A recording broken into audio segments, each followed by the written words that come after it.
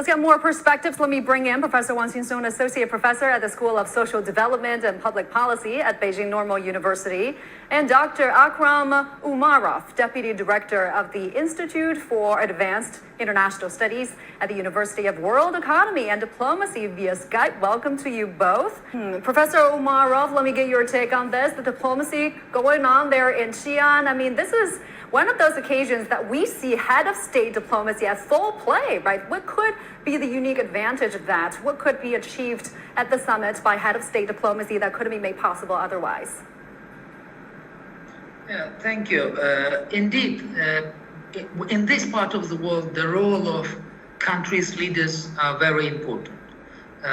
They are the most important decision makers, and of course, building relationship between the leaders is always very helpful in having constructive cooperation between the countries. And I think the fact that it's not just joint summit, China, Central Asia, but on the sidelines of this summit, bilateral state visits of Central Asian countries' leaders is happening is very important, because there is an opportunity to not just discuss the existing opportunities and issues in our relationship, not just on a multilateral level, but also on a bilateral level. So China, the fact that China managed to organize state visits on the sidelines of the summit is really important. Of course, will support further deepening of cooperation between the regional countries and China.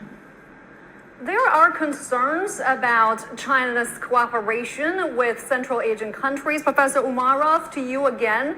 China has been accused of depriving energy and mineral resources in Central Asia by a number of Western media. What are your thoughts on those reports?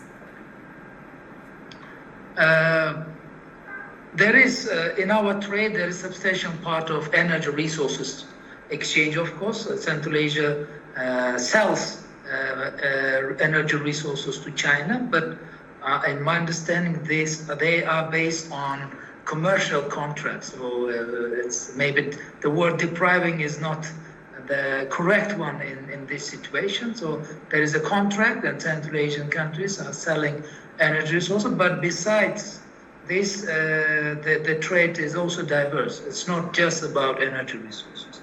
And the fact that instead, while we mostly sell maybe energy resources, but in exchange we import a lot machinery and high value added products, which gradually will support building up high value added manufacturing in Central Asia. And in this direction, I think Central Asian countries also raising this issue in our relations with China, and more and more projects are now planned to implement exactly in the areas where will be more added value, and we will see more deeper integration of our economies, and creating specific economic zones in Central Asian countries. I think similar programs exist almost in all Central Asian countries, cooperation with China, which means opening up specific manufacturing in the region.